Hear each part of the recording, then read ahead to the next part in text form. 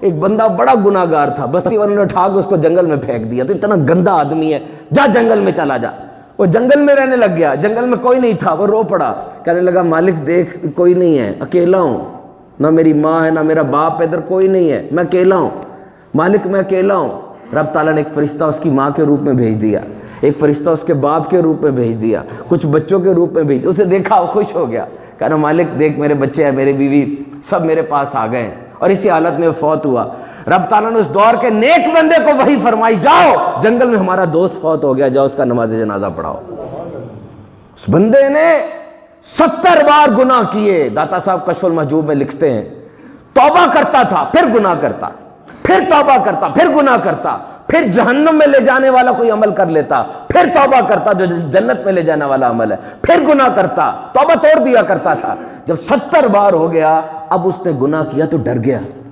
کونے میں بیٹھ گیا،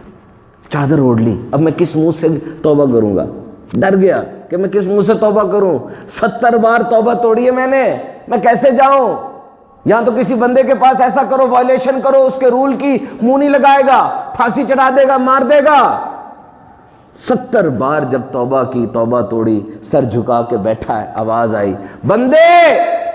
آج تو میرے پاس نہیں آ رہا تو یاد رکھنا تیرا ہی دامن تنگ ہے، تو 70 بار آیا، ہم نے تجھے 70 بار معاف کر دیا، ہمیں اپنی عزت و جلال کی قسم تو آج بھی آتا ہم تجھے معاف فرما دیتے۔